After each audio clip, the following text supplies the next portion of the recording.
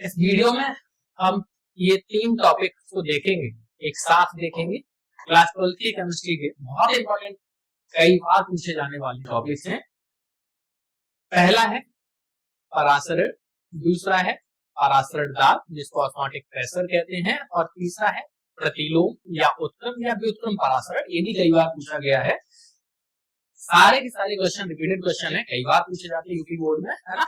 एक नाम से जानते हैं, रिवर्स ऑस्मोसिस। क्रम से हम लोग देखेंगे, सबको देखेंगे एक एक करके।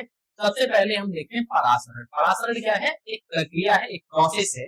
इसमें क्या होता है, अगर हम एक बर्तन में एक अर्ध पारगम्य झिल्ली के द्वारा 2 भागों में बांट लेते हैं और एक तरफ हमने क्या किया है, शुद्ध विलायक ले लिया है। क्या ले लिया है? शुद्ध विलायक। उसमें कोई भी इम्प्योरिटी नहीं है, कोई भी विलेय पदार्थ नहीं है। और दूसरी तरफ हमने क्या ले लिया है, विलयन ले लिया है। ठीक, तो जब हम इस तरह से अर्धपारगम्य झिल्ली से विलयन को अलग करते हैं, विलायक को अलग करते हैं, तो होता क्या है, ये जो विलायक के अणु हैं ये विलयन की तरफ जाने लगते हैं, प्रवाहित होने लगते हैं या फिर गमन करने लगते हैं, है ना।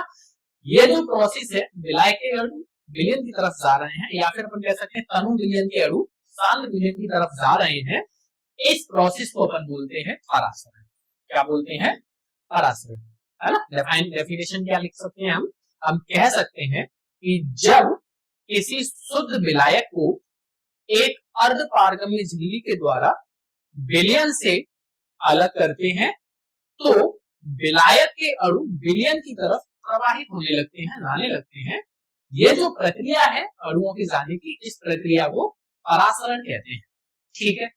दूसरा टॉपिक जो है हमारा है परासरण दाब या ऑस्मोटिक प्रेशर, इसको बोलते हैं। ये क्या होता है, ये जो प्रोसेस है ये चल रही है ना, परासरण की प्रक्रिया चल रही है। पारगम्य झिल्ली से हमने विलायक को अलग कर लिया, विलयन को अलग कर लिया, विलायक के अणु विलयन की तरफ जा रहे हैं, प्रोसेस चल रही है। इस प्रोसेस को रोकना है, स्टॉप करना है। ठीक, हम क्या करते हैं, जिस तरफ विलयन है या फिर सांद्र विलयन है उस तरफ क्या करते हैं, एक पिस्टन के द्वारा प्रेशर क्रिएट करते हैं। क्या करते हैं? प्रेशर लगाते हैं, इस तरफ से दाब लगाते हैं, प्रेशराइज करते हैं। तो यहां से दाब लगाने पे क्या होता है, एक निश्चित दाब पे ये जो प्रक्रिया, ये जो अणु उस तरफ जा रहे हैं, दबाएंगे तो ये अणु जाना बंद हो जाएंगे, है ना। बंद हो जाने का मतलब क्या है, परासरण की जो प्रक्रिया हो रही है वो रुक जाएगी। ठीक है। जिस दाब पर ये प्रक्रिया रुक जाती है उस दाब को कहते हैं परासरण दाब। यानी कि हम डेफिनेशन कैसे लिख सकते हैं, परासरण की प्रोसेस पता है हमको क्या है, जब किसी शुद्ध विलायक को एक अर्ध पारगम्य झिल्ली के द्वारा विलयन से अलग करते हैं तो विलायक के अणु विलयन की तरफ प्रवाहित होने लगते हैं, उसको हम बोलते हैं परासरण, ऑस्मोसिस।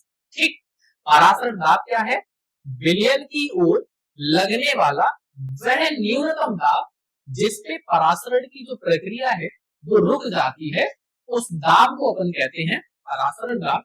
और इस दाब को या तो P से रिप्रेजेंट करते हैं या फिर पाई से रिप्रेजेंट करते हैं। ठीक है। परासरण दाब विलयन की तरफ लगने वाला वह न्यूनतम दाब जिस पर परासरण की प्रक्रिया रुक जाती है, परासरण दाब कहलाता है। P या पाई से हम इसको रिप्रेजेंट करते हैं। 2 टॉपिक हुए। तीसरा जो टॉपिक है अपन का प्रतिलोम परासरण कहते हैं। ये क्वेश्चन जो है कई बार रिपीट हुआ है, 2 नंबर का लगभग हर बार आता है। प्रतिलोम परासरण, व्युत्क्रम परासरण, या फिर हम इसको कह सकते हैं उत्क्रम परासरण। इंग्लिश में कई नाम से जानते हैं, जिसको बोलते हैं रिवर्स ऑस्मोसिस। ये क्या है, देखो परासरण की जो प्रक्रिया है चल रही है, ठीक। परासरण दाब हम लगाएंगे तो एक समय ये आएगा कि ये जो अणु उस तरफ जा रहे थे वो रुक जाएंगे, है ना। रुकने के बाद हम क्या कर रहे हैं, उस दाब को अपन बोलेंगे परासरण दाब, है ना।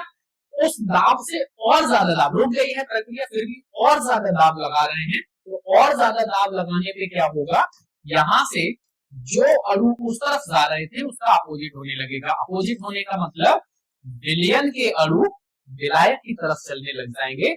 इस प्रक्रिया को कहते हैं प्रतिलोम परासरण। डिफाइन कैसे करेंगे, हम लोग कह सकते हैं कि जब परासरण की प्रक्रिया को रोकने के लिए विलयन की तरफ परासरण दाब से और अधिक दाब लगाते हैं, विलयन की तरफ परासरण दाब से और अधिक दाब लगाते हैं, तो क्या होता है, विलयन के अणु विलायक की तरफ प्रवाहित होने लगते हैं, है ना। या फिर हम कह सकते हैं सांद्र विलयन के अणु तनु विलयन की ओर प्रवाहित होने लगते हैं, तो इस प्रक्रिया को प्रतिलोम परासरण या उत्क्रम परासरण या व्युत्क्रम परासरण कहते हैं। थैंक यू, धन्यवाद। ठीक है, हो गया।